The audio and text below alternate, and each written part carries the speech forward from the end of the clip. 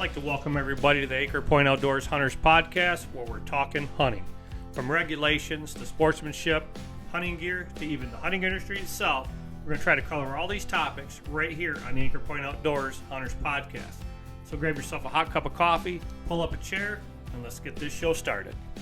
All right, welcome everybody to the Anchor Point Outdoors Hunters Podcast. We are back this week, and we're going to continue our conversation on turkey hunting, but we're going to do a little bit different this week, as we're going to talk just basically how we've hunted, our techniques. By far, none of us are professionals, but we've had pretty good success harvesting some turkeys over the years. So we're actually just going to talk our experiences and things that's worked. So hopefully maybe some of you guys could pick up on some of our techniques, some of our failures that we've had. We're going to cover everything from calling, scouting, even decoys in themselves, blind setups, and so just general turkey hunting conversation, basically. So I guess we're going to start it out. I guess, Gary, we're going to start out with you. I mean, you've been turkey hunting, like we said before, for quite a few years. But your turkey hunting's a little different than what we do anyway currently. So I guess walk through one of your seasons. I mean, really how you do it. I know you said you drive around, you did a lot of scouting, but really what do you look for and when you make your loops? Well, you got to keep in mind, I hunt on state and federal land. And you guys mostly hunt on private property, so it's just a little different. But I ride around. I look for tracks. I look for strut marks in the ground. And I like to see. You can see scratching where the turkeys have been. Scratching and stuff. And I just mark them areas down, keep them in my mind. And then when my hunt comes, I go back to them areas and then I roost some areas where I've seen birds and stuff. And when I get a couple birds roosted, them's the ones I decided to hunt. And then what I do is I go out the next morning where I roosted that bird, and I set up on them, and I hopefully harvest him. Yeah. But it don't always work out that way. Yeah, and you said before that one of the things you do, the main reason you do two birds, just because of the number of hunters out there. Just so you don't, you've ran into that before, right? And if the first setup doesn't work, if there's a car there or something, somebody else is hunting that bird, and then I've got a place I can take right off to and set up, and that's what I try to do. And if I only got one place and it doesn't work out for me, then I start running and gunning. Yeah. And you say that because, I mean, we have run into, even hunting around here, neighbors hunting and, calling the same birds. But, we've talked about this before that, basically be on top of people, because you don't just go set up a couple 100 yards, or you don't drive just down the road, because you're hunting those same birds.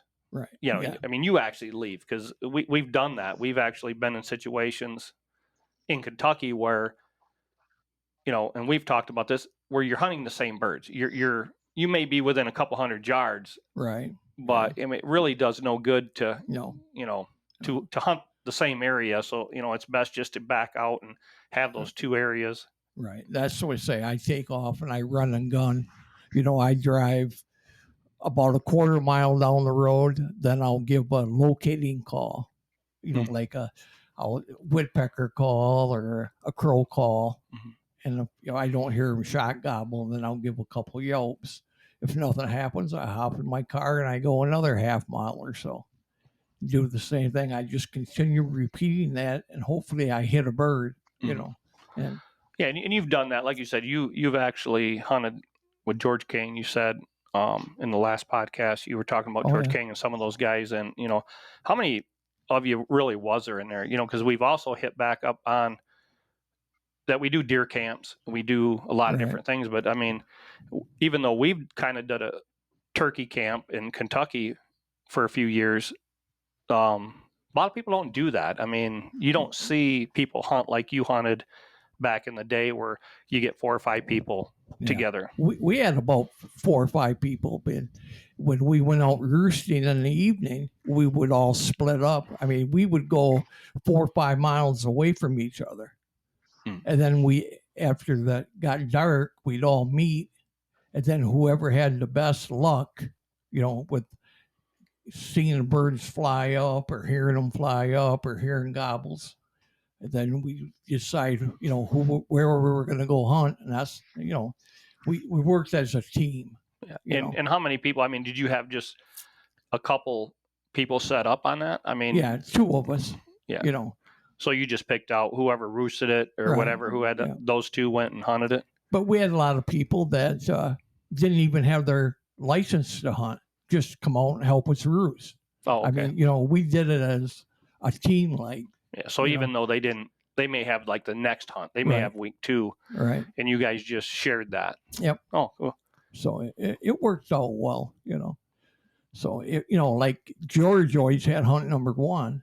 So me and Bob always had hunt number 3. So me and Bob would help George, and that's just the way it worked, But now it's I pretty much hunt by myself now. Yeah. And you like you said, you have a loop that you do, and have you seen a lot of hunters on that loop? I mean, no, I haven't, not yet, but I will. Yeah, they'll be right. Not a lot of people do that scouting. I guess that's where we're trying to get at. I mean, even we don't do a lot of scouting just because most of the stuff that we've hunted is private land. We know where that's at. Right. So, yeah, it's different, but it hasn't changed much. I mean, a little bit, but there's more people, I think, that hunt private property than they do state and federal. But like I told you before, I don't even bother going and asking people anymore to hunt their property or anything, because they always say no, Right. Well, it's just a different time. Right. I mean, you're just not getting the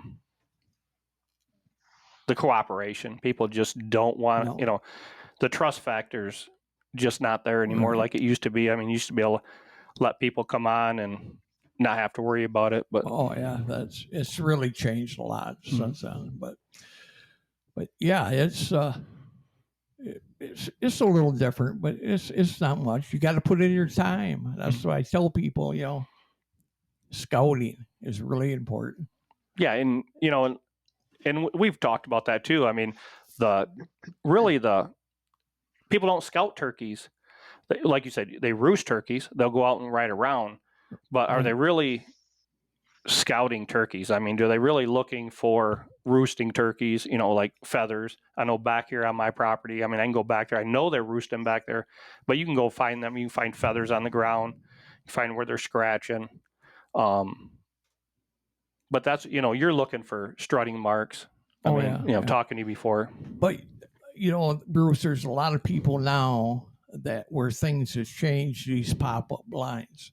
A lot of people now will find birds like in one spot, put up a pop-up line, and they'll hunt their whole hunt there. Right. And I've noticed a lot of that going on, which is fine. I mean, that works. But, me, I would rather just have several places to go than just count on one place. Well, and I think that's just the way we've grown up or grown accustomed to is basically you don't want to go to state land. Right. I mean, state land's overpopulated, too many hunters. All you're going to do is set yourself up for failure. You're going to have those 6 days to hunt, and you're going to waste your time trying to hunt state land because you're going to be somebody's not going to be a sportsman, ethical hunter like yourself and wait and see somebody sit up. And then, no, they're going to park their vehicle and they're going to get out and they're going to maybe walk 50, 60 yards down from you. And you're going to be battling for that turkey. You'll say, well, see how good he calls. You know what I mean? I can just see it, because we've all done it during our deer seasons, other seasons. We just stay away from state land just because of that. Well, it happens, and that's why I always make the point that it's important to roost, because if I look at it this way, it's a rule of thumb. If I go out roosting and my truck is parked somewhere, and you come by and see my truck, that's my area. I'm roosting that bird. Mm. You should continue on. Right. But people don't do that. But they don't always do that. Yeah, they don't do that. I mean, all of us have had hunting experience. Kevin and I have just experienced that in the last couple of years with sportsmanship. Talking a little bit about that is sportsmanship is huge when it comes to, we've set up, Kevin and I had an experience where we set up, and next thing you know, we ended up having somebody move in on us and then basically tell us, get mad at us, Right. and we knew we were there. And so I'm sure, have you run into any of that in the turkey woods? Oh yeah, I've ran into that. But I don't argue with people. I just nod my head and I go. There's a lot of state land out there. So I don't put up with it. I just leave. Right. And that's it. But honestly, like the unfortunate thing about that is, like it's an animal. It's not, your property or their property. If someone wants to get upset about it, like whether it's turkey hunting, like I said, we had that issue happen with deer hunting or whatever. You'd hope they would, be sportsmen and, just be like, okay, well, I'll just let you hunt it and I'll move on or whatever. But that's kind of the unfortunate thing. It's just not worth the headache. It's an animal. You're there. I mean, I don't know. We all hunt to have fun. And we, for the experience of the hunt, obviously you want to get the trophy, but when you have a run-in with somebody and it's just not like, for me, it's just not worth the hassle. I'd rather grab my stuff and go scout a different area and find a new place so I can have more fun and not deal with people. Right. Yeah. And it doesn't always work out that way. Me and Mike went one time. I took Mike hunting. And we went running and gunning. So he knows when I say running and gunning, he knows what I mean. And we spotted this one bird strutting. He had a couple hens with him. And we went down the road and parked the car and walked way around like we should. And Mike got set up and I got up behind him, and I did the calling. And he had the gun. And it just didn't work out for us. We didn't get the bird. But we didn't have no difficulty. You know what I mean? We had a good time. We had fun, and that's normally the way it works. Right. And, but you guys were also, like I said, once again, you guys weren't using decoys. Yep. You're doing just the traditional turkey hunt. You know what I mean? Right. You're in the timber. You're not on edges of fields. You're not hunting. Yep. Open areas, basically. You're in the woods. You're deep in the woods, honestly. Oh yeah. So it's not guaranteed. No. It's one of those hills. Kind of tell a little bit about the story. You told me the story, but about why you didn't get the shot. It was just the terrain, correct? Right. Yeah. I seen the turkey all the time, but Mike couldn't see it. It was just the way the terrain was and the way the turkey took. Right. And and you guys heard it. Yeah. And you had to hurry up, set up. And that's, to me, that's turkey hunting. That's the running and gunning and setting up. Yep. And sometimes it works, sometimes it doesn't, but it's all good experience anyway. Right. Yeah. So, because like I said, we've been pretty fortunate, to have birds on our properties, that we've been hunted. Even, not a lot of people have that option, especially with the turkey population. Doesn't seem like they're what it was. And we talked a little bit about that, but but like you and Mike, both of you guys hunt a lot on private property. Correct. So what's your experiences? For me, I always did the third hunt. Just because we did a lot of filming. We were more into the filming of that and to be able to have those extra days to hunt. That's why we did it. And we didn't do it other than just having more days in the field. That was kind of, if I'm going to put my, and being in northern Michigan, you don't know what the weather is. We've hunted first season, second season, and had snow on the ground, too cold.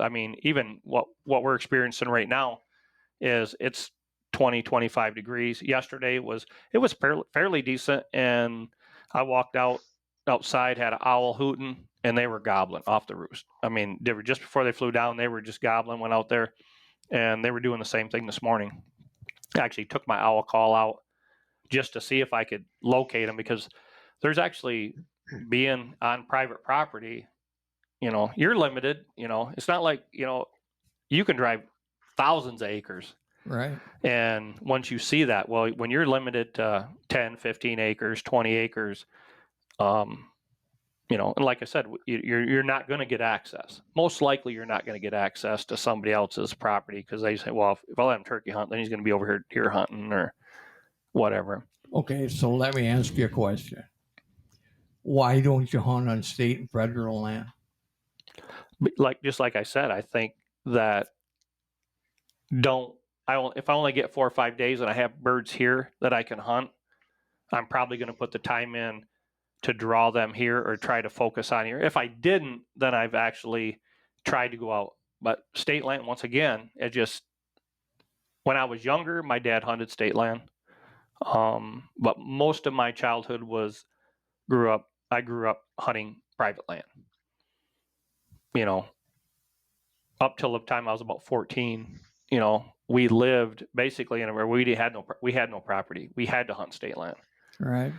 Well, then you grow up, and Kevin's that way, Mike's that way. I mean, you've had private property. You really haven't had to go anywhere to hunt. I mean, we've been lucky enough to have deer, turkey on our properties, but not having experience, really not having anybody to say, yeah, let's go do this.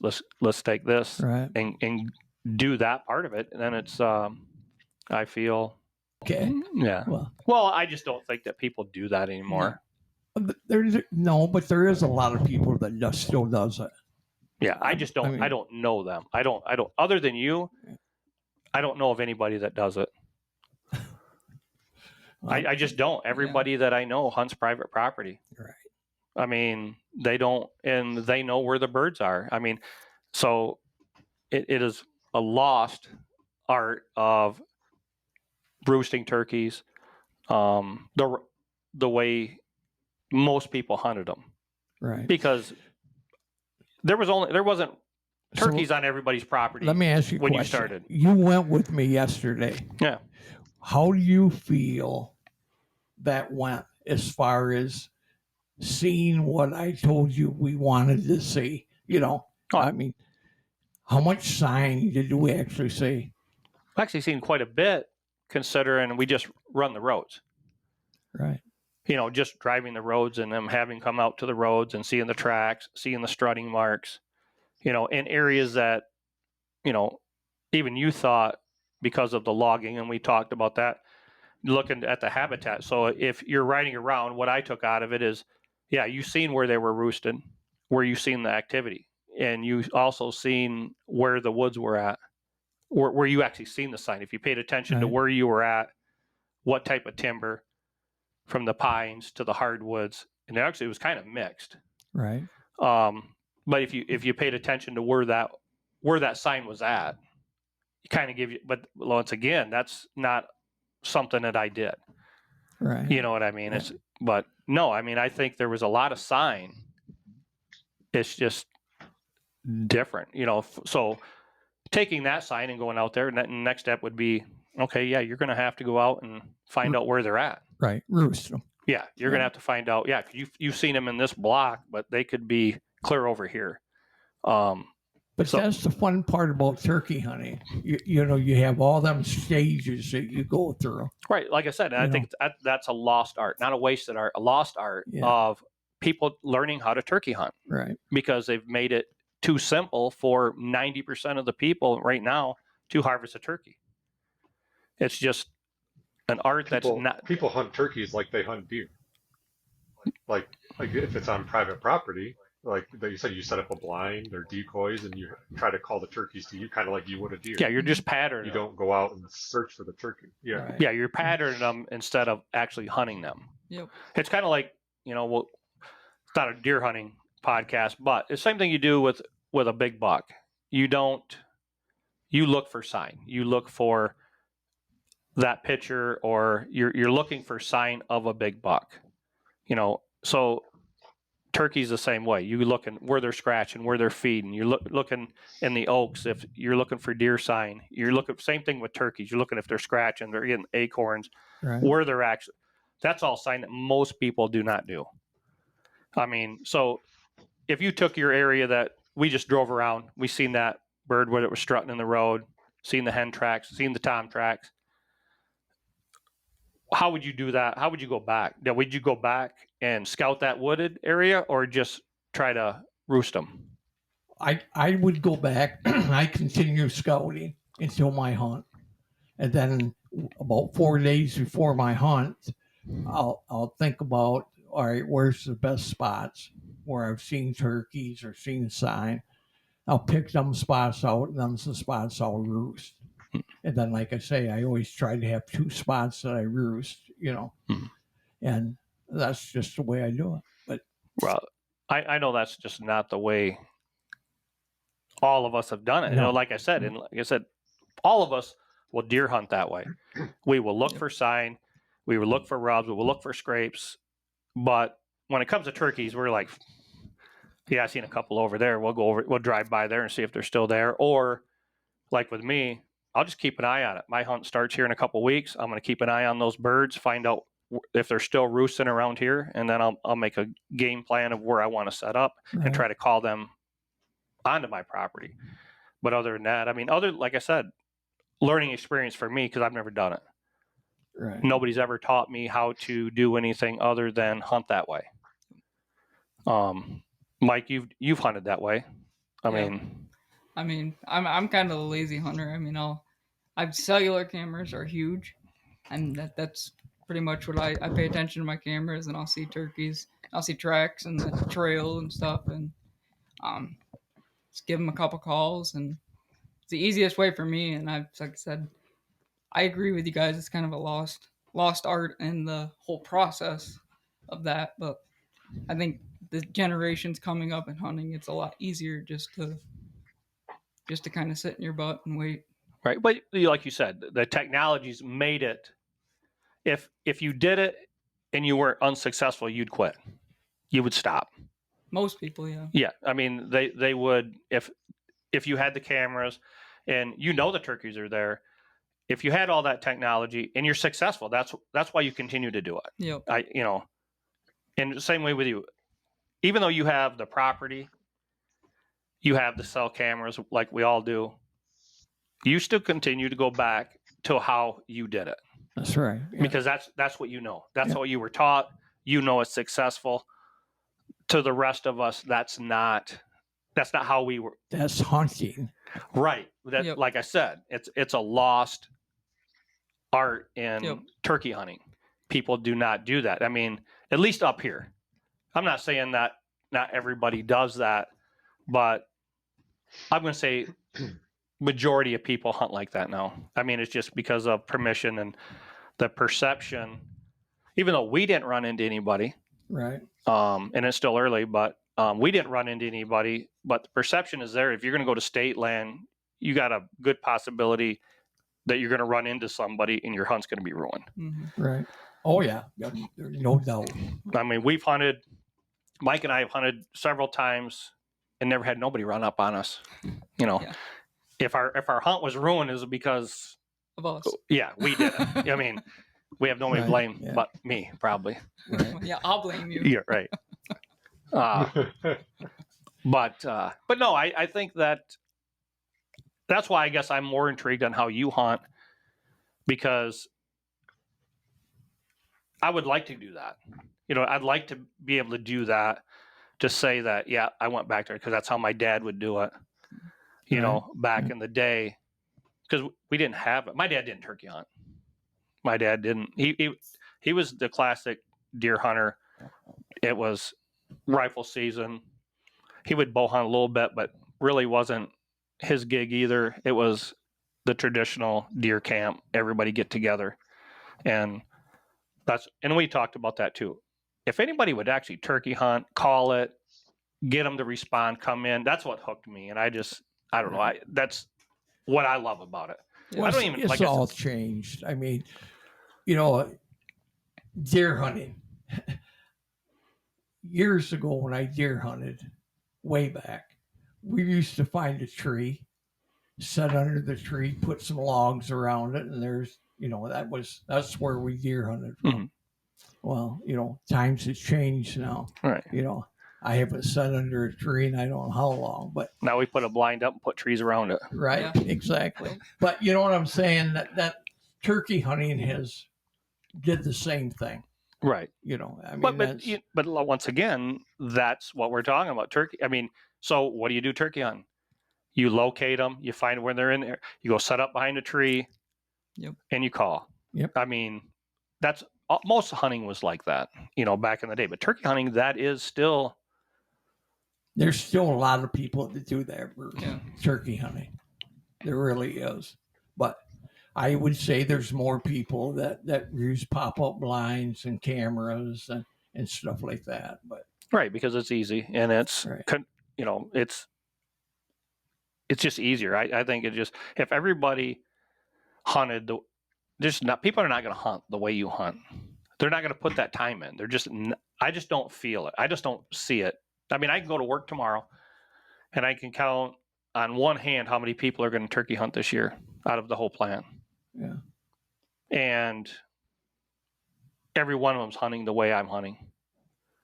Not one person is driving the back roads of state land and looking for tracks. They're just not doing it. I mean, Right. that's why I say that. It's just because I don't know of anybody, and most people, like I said, most people I know, and that's like, they just don't do it. Yeah. That's why I guess it intrigues me to do it, is because if there's just not that many people doing it, and the perception of running into 10 hunters on my first week, you know what I mean, Right. is not going to be there, then you know what? I'm probably going to have a good time. If you do the run and gun, get on it, it's a little bit harder. I mean, when you're trying to film it. Oh yeah. I mean, and then that's why most of us, when, at least here at Anchor Point, I mean, that's what we were doing, is trying to get a lot of it, more footage, right. and I like to hunt with a bow.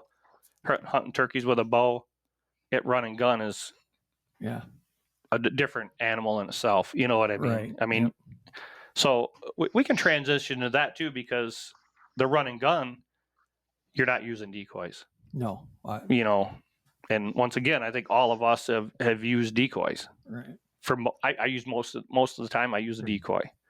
I don't use a Jake anymore or a Tom, just because with my experiences, they've hung up on me, or they wouldn't want to come in. And using a bow was my primary weapon. You know what I mean? That's what I wanted to get them in there, and learn my lessons, setting them up. Oh yeah, I can shoot 20 yards. Well, I set my decoys at like 18 to 20.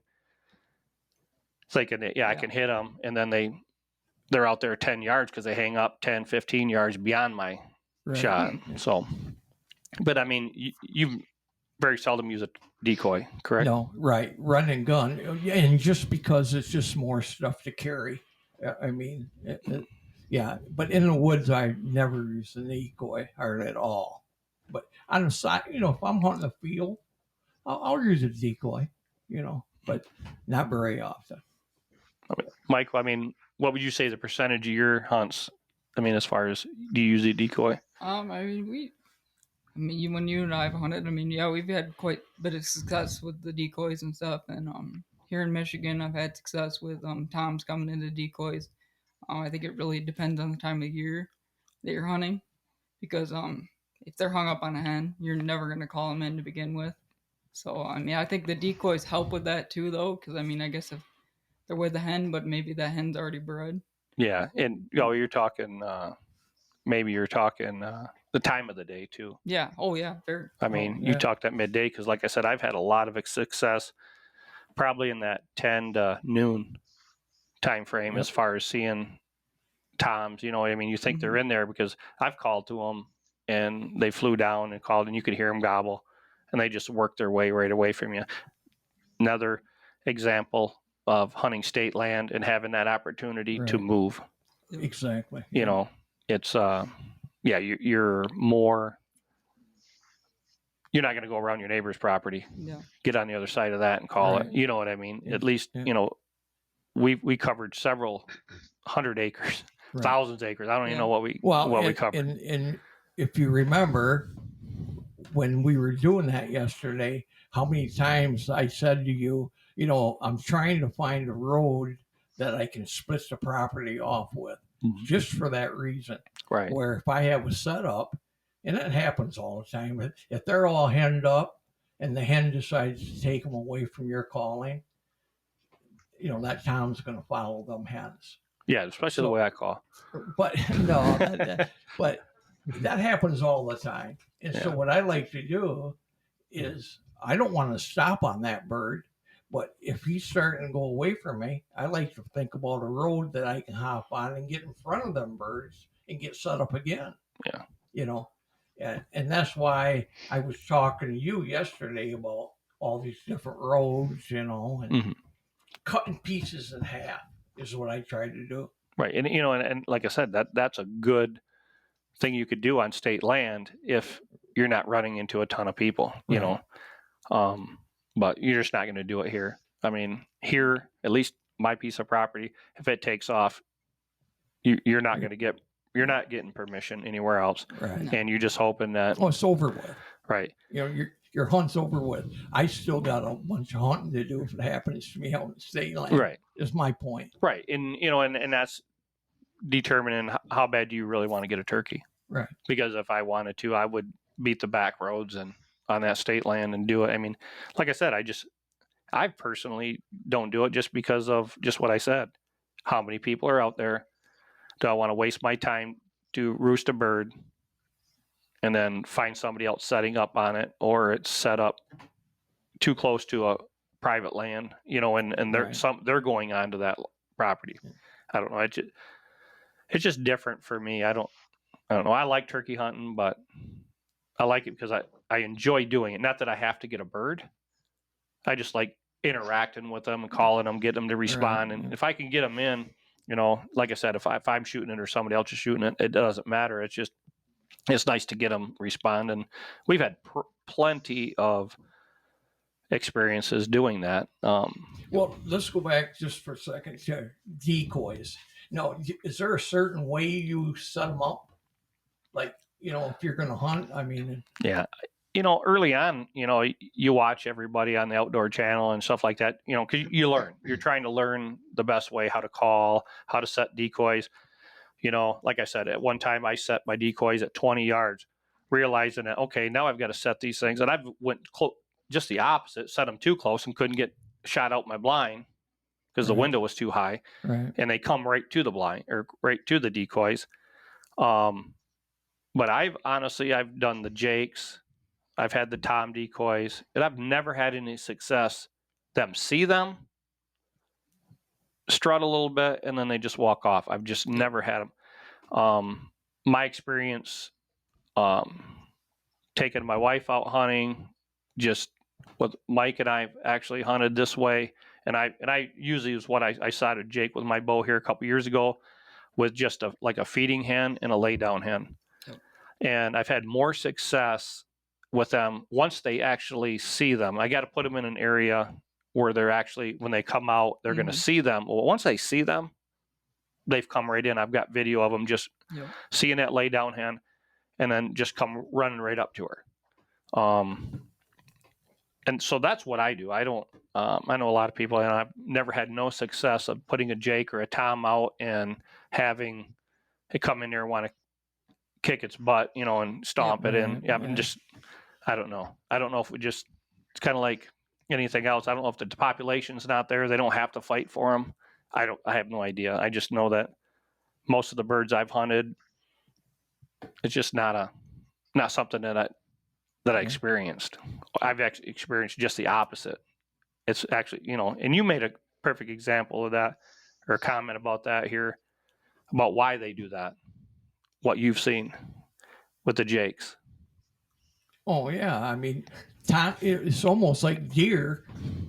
You know, I mean, when a Tom sees a Jake, he wants them out of his area, so he's going to come in. But the thing is, keep in mind, Jakes will team up on a tom and actually kick him out of the group, you know.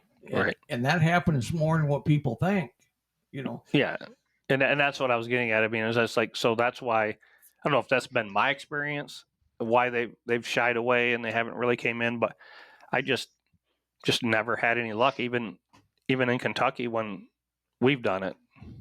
Yeah. We just haven't had any luck with them. I don't know, and even the hens, the day we doubled, Mike and I doubled here a few years ago on a couple birds, and we put our decoys out. It was midday. Yep. It was probably at 11, 12 o'clock. We went back out and, did a little bit of calling, not even sure if that had anything to do with it. We called, and like 10 minutes later, these two toms pop out at the end of the field and they see our decoys, but they're not coming in. They're not going to come in. They're hung up.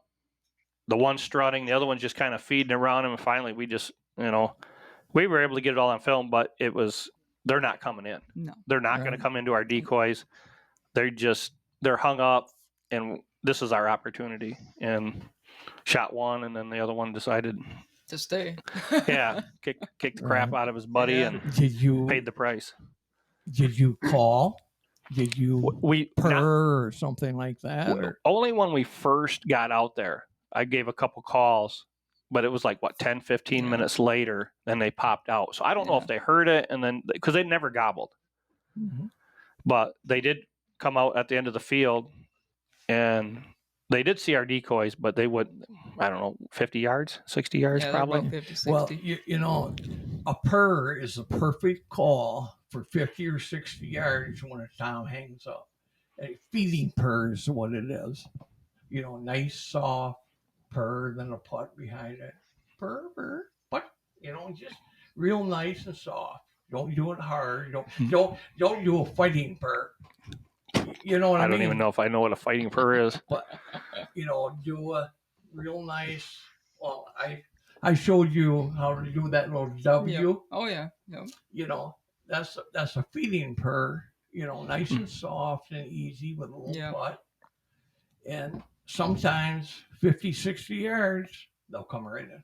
Yeah, and I've had, when I said it, I think in the last podcast, I think I talked about, you yelp a little bit, but then I do that purr, and I think that's called in more birds for me than anything else. It's just getting them in there when I know that I could hear them coming in my direction. You know what I mean? You just keep, let them get that view of where you're at, direction where you're at. Like I said, we've had pretty good luck with it. Like I said, not all of them have turned out with a bird. I mean, either couldn't get a shot or don't always work out. No, and that was another thing with the blind is you're limited. You're limited how you're set up, running the cameras and well, that's why I was wondering if there was a certain way you set your decoys. I don't know that much about it, so I mean, I don't. I honestly set them just a few feet apart, just out in front of me. I guess there was one technique. Even you said something about it when I was doing it. I think me and Mike set up one time, and it rained all morning. We didn't go out because it was pouring down rain. And then we got out there, and we had just set the decoys up, and two toms come just busting through there. I mean, it was still sprinkling, I think, a little bit. You could hear the rain going through the leaves, but we just set those up, and they just come busting through there. Like I said, what we did wrong, looking back at it, is where they were coming from. Where the blind was at was between us and the birds. So when they looked at the decoys, they were looking right at us. So that was a lesson learned. Right. That even though they seen the hens, we weren't in no position to take a shot or or we weren't even set up. I don't think at the time. No. I think we were just getting into the blind. We just set the decoys out, but of course, as soon as they come in, they're looking at the blind, us moving around, and they were already heads up looking around. Game's over. Right. So, I don't think Kevin's gonna. I think you're coming up for the third season, correct? Are you going to try to get up here for the third season? Yeah. I mean, that's in May. I don't know. I think you guys both have the third season. Yeah. Yeah. So yeah, hopefully we'll keep a few of these birds around. You been seeing anything over around your place or? I actually think I have a bearded hen Oh, hanging really? around, so kind of excited about that. Yeah, there you go. That's a trophy in itself. Yeah. I've had a couple opportunities years ago. Had a buddy of mine let me set up on his place, and it was like I said, I was bow hunting, and it was across from his house, and I was new to turkey hunting, and I knew they were coming through there. It wasn't, my calling wasn't really that good, but so I just got the transition through there, and she come walking through there, had about a 6-inch beard, and sailed one right over. I was nervous. I was like, so Kevin, when you come during the third hunt, get a hold of me and maybe I can take you out and show you how to do the wasted hunt. Yeah. The wasted art. Yeah. The wasted art of turkey hunting. Yeah, that wasn't what I meant. But. Well, I remember. Well, I mean, it was last year. No, I do. Yeah. Like I remember last year, I was up for the weekend, and the first day we didn't really have much, but that next morning, we had one gobbling in the back, and we set up in the blind trying to get the call to come in, and we could just never get him to come in.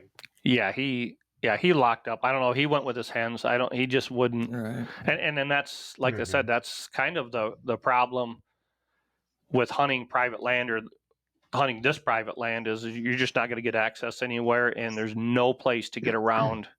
So, and I don't really see a lot of people turkey hunting around here, honestly. So yeah, hopefully we'll do a better job this year than last year trying to get on a bird. Yeah. So maybe you and Gary can ride around and waste some time. Yeah. But no, I kind of am more intrigued on that just because of I'm more in for the experience. You know what I mean? Right. If I get the bird, I don't care. But if you can learn a little bit more about turkey habit, I mean, bow hunting. That's why I like bow hunting. Spend more time in the field. I'll probably learn more about deer, turkeys, just sitting there in that tree, watching wildlife, and how they feed, how they come through. Because I've seen a ton of turkeys in the fall. Yeah. But so anyway, yeah, that's it's different. yeah, I just think we've had a lot of different. Well, it would just be interesting to. Well, I say it'd be interesting to see because, like you said, obviously there's a lot more time commitment doing things Gary's way. But like you said, when you're on private land, like I said, I came up for the weekend to hopefully call in a turkey or get on some birds, and we had them responding to us, and then all of a sudden they just were going the opposite way, and then the hunt was over. You know what I mean? Like having more opportunity, like you have to put more time in beforehand, but the success rate might be a lot higher. Yeah. Just because of the fact that, like I said, there's more area to hunt, and you can. It's just a different style of hunting. You're not trying to call them into one specific spot. Well, and you got to know that area. Right.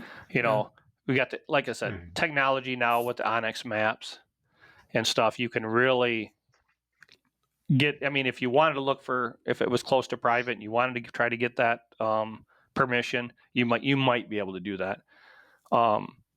But if the woods that they're at, like you said, it might be better for you to come in from a different way, right? And try to call them away from kind of where you've seen the sign, kind of, depending if it's if they're going to be heading that way. Yeah. Well, like when me and Mike went, that Tom was on private property. Yep. And the other side of the road was all state, was pines. And, of course, that's where we set up. But, yeah, we called him from, private to state. He crossed the road and come in and, but, and I've always told you, if I see turkeys at somebody's house, I mark them birds. Right. And then I look at my plat book and see if there's some state land around close to that private, because I know that, you pretty much can call them off that private property. Right. Yeah, but- if they're hot, I mean, yeah, those so time of the day too. I mean, yeah, well, once again, if you roost a bird, and let's say somebody's on that bird. Let's say you go in there, you roost a couple birds, you go in there, and there's tons of people in there. Would you try to go back in there midday? I guess just for everybody that's out there, we Yes. talk about just setting up in the morning, but would you go back? if when I roost a bird and I set up in the morning, if I hunt him and he's all henned up and he turns around and just walks away like Kevin is saying, that normally that means they're henned up. They're not coming in. The hen takes them away. I always make a point to come back to that area again in the afternoon and locate call first, and then give a couple yelps. So they think they'll circle back around, or they just stay in that core area? Well, what happens is he, nature now I'm talking, he's with them hens. He breeds all the hens, and them hens leave him right away, and they go nest. Well, here he is left alone. He looks around and he's got no more hens. He wants hens. Right. So he's liable to come back to that same area where he was roosting. And I've had that happen before. And so I always make a point, if it doesn't work out, if I don't bump them or something, they just leave naturally, I'll come back to that area again. And it's worked out for me. Right. And I guess once again, that's hunting turkeys. Yep. Right. And that's what we're talking about. I mean, and for everybody out there that, hunts like Mike, I and Kevin have for years, it's the art of hunting them has changed. You know what I mean? So I guess that's why it intrigues me when you tell me how you've done it, is you can hunt them like we hunt deer. Oh, yeah. You know what I mean? Yeah. Most people don't do it. I mean, they'll go out in the morning. Yep. By 8 o'clock, they flew down. They went, oh, yep, we're headed for breakfast. We're headed, we're going to go get breakfast and we'll see what happens. Right. Maybe we'll go out, maybe we don't.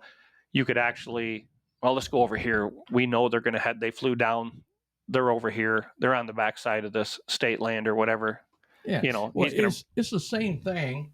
And I think I've done this with you before, or maybe it was with George, but if you set up on a bird, on Tom, and he hangs up and won't come in, if I'm with another hunter, I like to have the other hunter yelp too, and I like to yelp. I try that first. And if that don't work, what I like to do is get the gobble tube out, and I'll yelp, and right after I yelp, I'll give a gobble. It's almost like if you grunt at a nice buck, you're what you're doing is you're wanting him to come back to you. Same way with the Tom turkey. If he's the boss and he hears that gobble, he wants to come in and see what's going on. Yeah. Why is that other Tom in my area? See what I mean? Yeah. Yeah. Little techniques like that. Keep that in your mind when the Tom hangs up. Yeah. And I've tried different calls, because I always carry the slate and a couple mouth calls, different tones. Right. Yep. Just to, if I'm out there calling in the morning, I don't hear something, but I can hear him gobbling. I'm going to change up and use a slate, change the mouth call just to try to get, so, right. And even around here, I may not, if I hunt today and go out, I may not use the same call tomorrow. Right. You know what I mean? I'm going to try to keep that tone different because I do have a few calls. I try to just mix it up a little bit. Yeah. But I guess there's one way I've never done it. It's just not conducive to where I'm hunting here, open areas.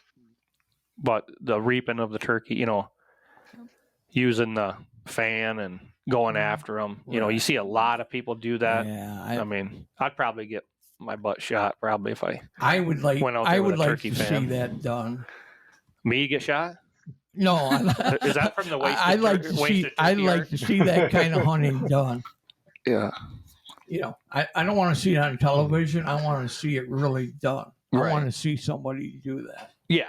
And Yeah. And I just don't have the area. I don't think you could do it where, you know, they'd be out in the field strutting where you could kind of get in between them. Or if you got an edge of a field, like about 20 yards in from the field or whatever, where you could get them in there. So yeah, I just never seen it done. I don't know of anybody that's successfully done it here I don't in either. northern Michigan. You see it all the time in other areas. I just never, but I don't, you hear of enough hunting accidents. I don't need to Yeah, have some joker out there thinking I'm a turkey and right. Exactly. have to be picking birdshot out of my back for. Yeah. But So yeah, I didn't. So yeah, I mean, I think for most of us, turkey is just one of those things we use as a fill in for deer or whatever. But I don't know. We've had pretty good success doing it. yeah. You know what I mean? Yeah. I look forward to turkey hunting. You know, we don't do it. Like Kevin said last week, it's not as popular as deer hunting or anything else, but it just kind of a lost profession, or you know, turkey hunting. Just like I said, and I actually look because last week when we were talking about turkey calling, and you said something about Traverse City, and I tried looking it up just to try to figure out, well, where are the turkey calling contests for around here? I don't think there is any anymore. Well, that's what I mean. I mean, I think we had one in Grand Rapids. They called it. It said, you know, in what is it, South Carolina is where the actually National Turkey Federation's from or whatever. But I tried finding how to, you know, maybe get some pointers. I mean, at my age, I mean, but if you could teach somebody or push somebody into trying to get them into turkey hunting, saying, hey, if you went over here and they have this call, you should go and check that out, you know. Oh yeah. Because I don't know, it's one of the things that, I mean, I can sit here and tell Kevin, hey, get this mouth call, practice with it, you know, but it takes a ton of a mouth commitment. Call takes quite a lot of practice. Right. You know, and really you does. annoy a lot of people doing it. Yeah. So everybody around you has to have patience. But you know, right, Kevin? Yeah. they make so many calls now that for a younger person starting out, you know, a slate or a glass, you know, is really good, easy to learn. This Quaker Boy double button box, you ever see them? Yeah. Yep. It's a no-brainer. You push to the stops. Yeah. Good yelps. I mean, they're a nice sounding yelp. Yeah, but to know the sequence, you know. Well, it takes a little bit of practice, but I mean. No, but I mean, just like grunting, can't go. I mean, turkey. There is a knack, just like you said, to you don't. What do you say? A fighting purr or whatever. Yeah. You know. Yeah, there's different. You have to know how to call that. You can't just yelp. You know what I mean? Yep. No, I'm not. But I'm just saying it's easier now. No, I know that. I'm trying to say for everybody out there that wants to learn how to call. I mean, they've a ton of calls that make it easy, but if you could teach somebody how to use it. You know what I mean? But it's just somebody getting out there. It's just like how many people are actually out there willing to do that? You know, it's just for somebody that doesn't have the dad or the grandpa or anybody else to hunt, but they have that passion. They see them doing it. Yeah. You know, like I said, my grandpa didn't hunt. My dad hunted. He did turkey hunt. Right. But I have the passion to hunt anything. I honestly do. I mean, it wouldn't matter what it was. My dad was a big squirrel hunter and deer hunter. But you like to still see that tradition being passed. And I just, like I said, we said last week, I just don't see it. I don't know. I don't. It's leaving. Right. And then just trying to get it back. Yeah. To get it back where you're hunting for the right reasons. You're hunting to have fun. You're hunting to pass something on and not just, it ain't about the bird. Right. It ain't about the buck. You know what I mean? It's just different. And that was one thing. I tried looking that up to see if I could see anything, and I just did not find anything in Michigan. Yeah. 2019, I think they had, which has been what, 5 years ago. 5 years ago. Yeah. That was the last one I could actually see. And if anybody out there knows of anything, especially share with the podcast, share with us, because Right. it's like I said, we're only going over what we know and what's worked for us. And I'm sure not everybody hunts the same, not everybody calls the same. No. You don't need to be that perfect caller to call in a bird. No. You don't need the perfect pitch, the perfect tone. I'm living proof of that. I mean, I've called in some birds, that was questionable. I mean, sometimes you just need a little bit of luck. Well, yeah, and I like to use the mouth call, Right. because for me, it's not about getting the bird. It's about the experience of me honing my craft of calling, and I'm going to fail miserably, probably, because the hardest part was for me to call was just like anything else. I could sit here and call in my living room or call out my yard, but you put a bird coming in, knowing they're going to respond if I'm doing it, and then then you're nerved up, you're excited. Right. Try to try to yelp when your adrenaline's going. You're making noises that don't even sound like a turkey, but you're hopefully by that time you got your slate call, but it's easier in the blind. Like I said, because you can get away with some movement, but the run and gun, I mean, you don't want to get caught moving. No. So, I mean, that was a learning experience for me to really be able to control, that bird's coming in, your heart's beating, your adrenaline's going in, and you're trying to call on top of it. But, so I'm a firm believer that you don't have to be a perfect turkey caller to kill a bird. No. You know what I mean? Because I've done it. I mean, but I've used decoys. So I think once they lock in on the decoys, if I wasn't using a decoy and hunted like you, they would probably key on it more. I think if you'd have to call a little bit more to get them in range, right? Versus once they see that, and then they're out there, fanning out, and then they're working their way into the setup. Well, I got to disagree with you. That's all right. I just feel that when a turkey comes into a field or in the woods and sees that decoy, its first reaction is going to freeze. And you got to remember something. You're going completely against nature. You're calling that tom with a hen call and expecting that tom to come to you. Well, that isn't the way nature is. Nature is he struts and he gobbles and the hen comes to him and gets bred. That's nature. So you're trying to reverse that. Keep that in mind. So when you fail, don't feel so bad. Yeah. Because that isn't the way nature works. So that's why I always say. I'm just used to the way it works at my house. But that's why I say when they come out and you see them just sitting there strutting and doing their dance, they're expecting them hens to come to him. Right. I've had them come completely out of strutting and dancing, turn around and walk away.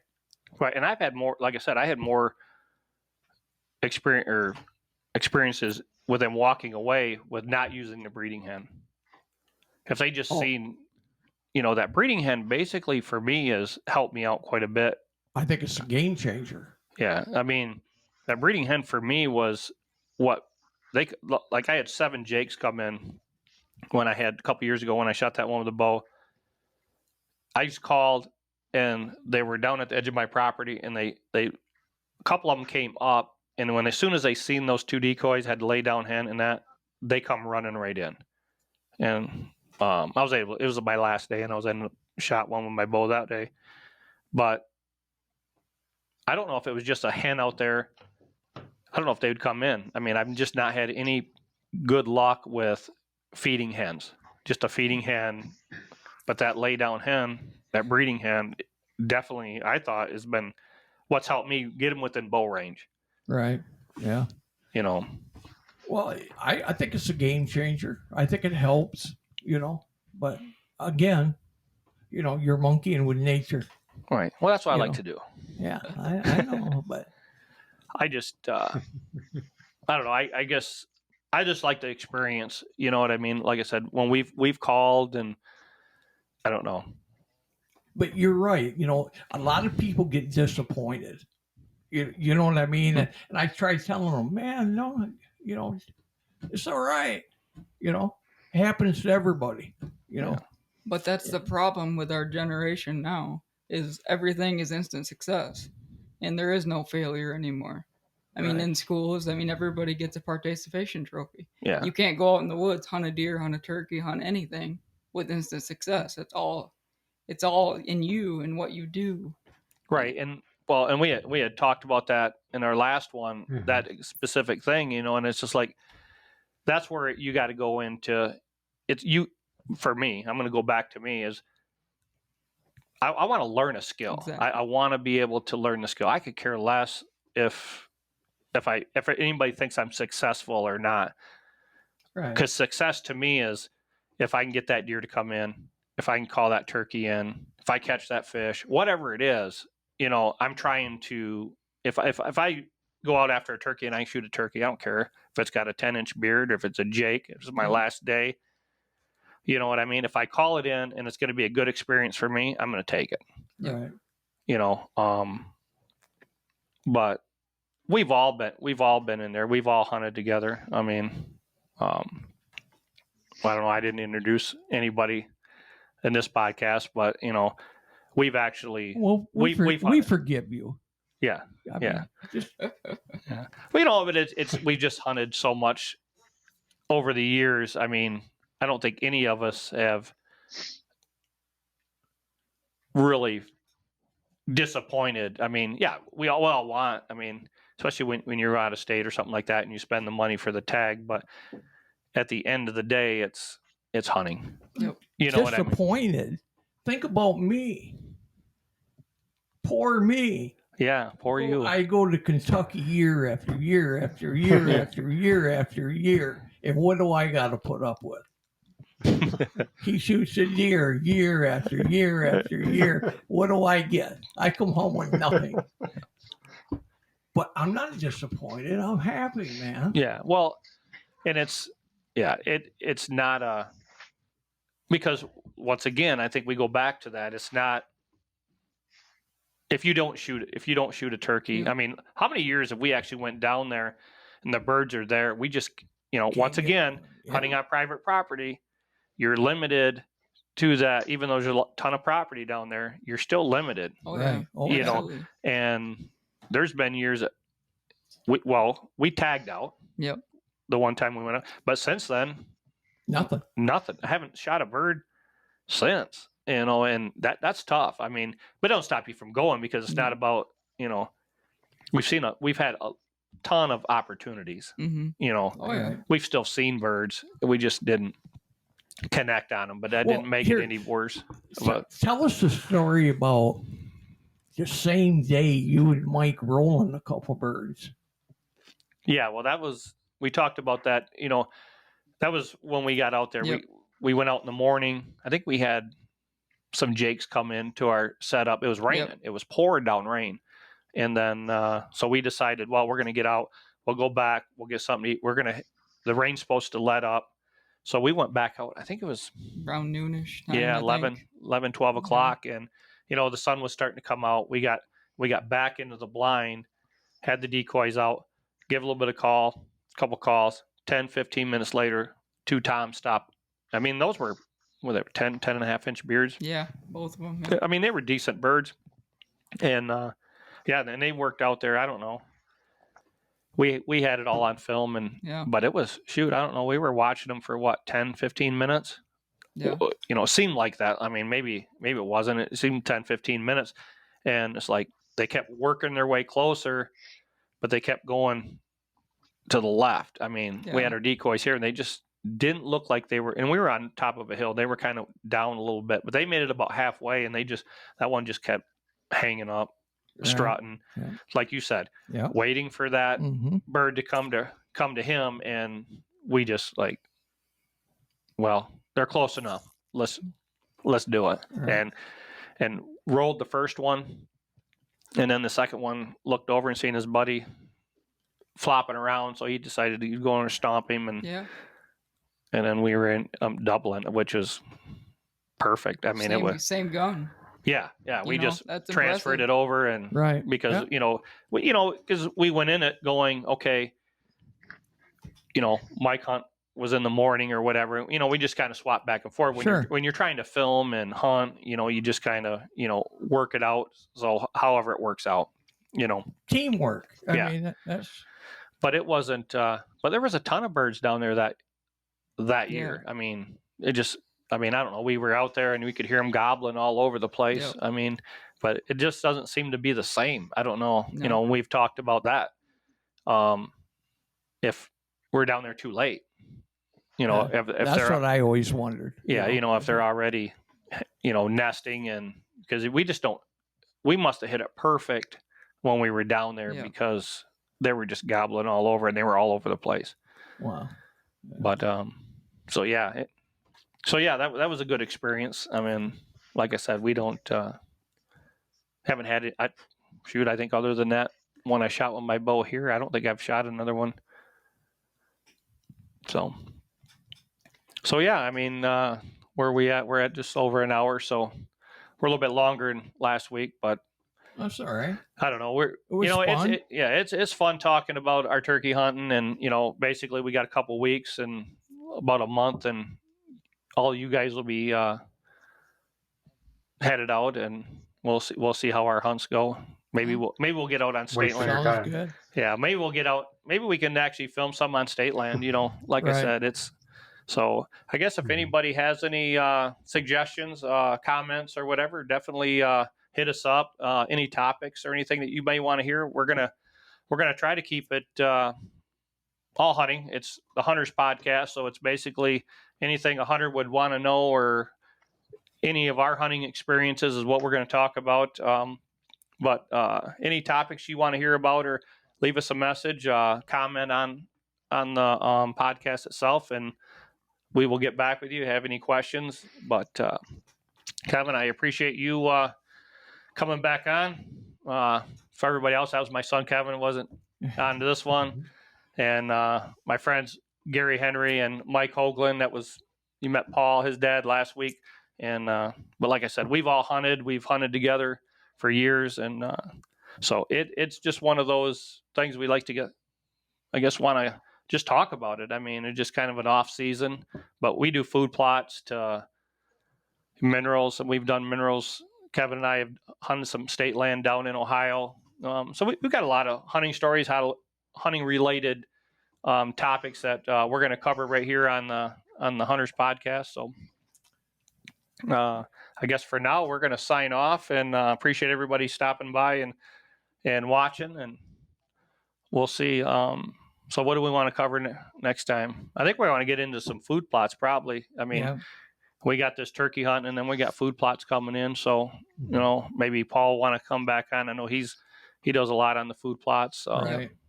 So Kevin's got a buddy that has some food plots or something, or yeah. Hank does a little bit of that, right, Kevin? Mm-hmm. So maybe if Hank wanted to sit. Yeah, he does a lot of food plots. Yeah, so maybe if he wanted to check in with us and and maybe give us, maybe he's got some pointers. I mean, everybody else has certain Right. food plots that seed that they use for their areas, and not everybody uses the same.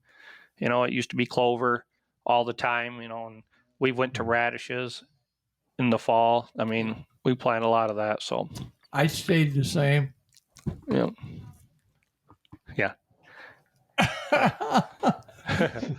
I just didn't want to be a smart Okay. that's aleck, all right. I guess.